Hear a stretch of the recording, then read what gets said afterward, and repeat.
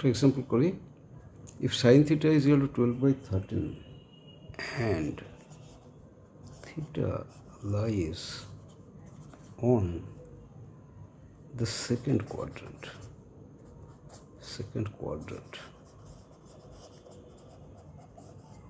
ঠিক আছে, find the value of sec theta plus tan theta. Find the value of sec theta plus tan theta. ঠিক আছে, এটা আমাদেরকে করতে হবে। ঠিক আছে, চলো কি আছে না, sine theta is equal two 12/13। তো সাইন থিটা যদি 12/13 হয়, কস square theta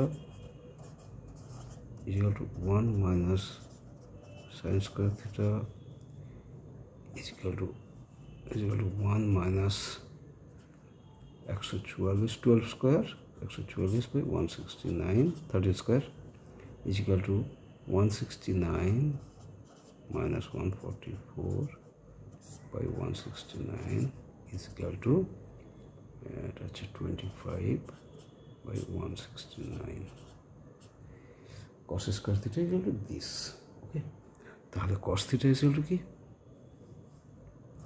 cos theta is equal to square root of 25/169 equal to plus minus 5/13. আমি তো sec theta is equal to কি?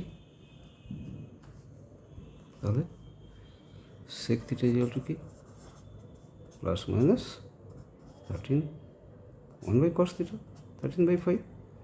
ওকে, আচ্ছা, sin theta is equal to this. ওকে, এবার বলছে theta lies on the second quadrant. cos theta হচ্ছে negative ধরবো। Second quadrant দেখো, all student 10th class, sine second quadrant, sine positive, বাকি সব negative. তাহলে কস থিটার ভ্যালু আমি কী ধরবো? এখানে মাইনাসটা ধরবো। তাহলে সেক থিটার ধরবো ভ্যালু ধরবো in second quadrant, it is sec theta is equal to minus 13/5. sec theta is equal to minus 13/5. ঠিক আছে, ওকে, মাইনাসটা ধরবো। হলো, এইবারে আমাকে বের করতে হবে sec theta plus tan theta। sec theta হয়ে গেল minus 13/5। এবারে tan theta কি? sin theta by cos theta। tan theta is equal to sin theta by cos theta। Sine theta দেওয়া আছে 12/13, দেখো 12/13, 12 সাইন থিটা হচ্ছে 12/13 বাই কস থিটা হচ্ছে আমি ধরবো মাইনাস 5/13, মাইনাসটা ধরবো মাইনাস 5/13, 12/13 ইন্টু মাইনাস 13/5, তাহলে মাইনাস 12/5। tan থিটা হচ্ছে মাইনাস 12/5, আর সেক থিটা কী বেরিয়েছে? মাইনাস 13/5।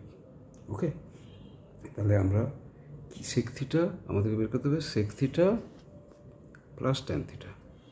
সেক থিটা হচ্ছে minus 13/5, sec theta plus tan theta is equal to minus 13/5 minus plus minus 12/5,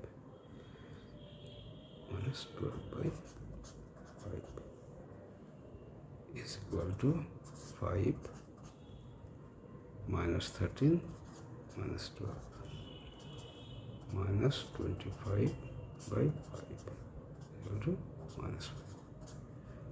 sec theta plus tan theta equal to minus 5. এই হচ্ছে অঙ্ক করার process. This is the process. তোমরা অঙ্ক করবে, কোনো রকম অসুবিধা হলে বা বুঝতে অসুবিধা হলে কমেন্টে জানাবে। আর কিছু না, কোয়াড্রেন্টটা পরিষ্কার জানতে হবে, ওইটাই মনে রাখবে সবসময় যে অল পজিটিভ স্টুডেন্ট মানে সাইন পজিটিভ, সাইনের অপোজিট কোসেক, 10th মানে ট্যান পজিটিভ, তার অপোজিট কট পজিটিভ, বাকি সব নেগেটিভ। ক্লাস কস পজিটিভ, বাকি সব কস 6 পজিটিভ, বাকি সব নেগেটিভ। ঠিক আছে, তাহলে আর কোনো অসুবিধা হবে না।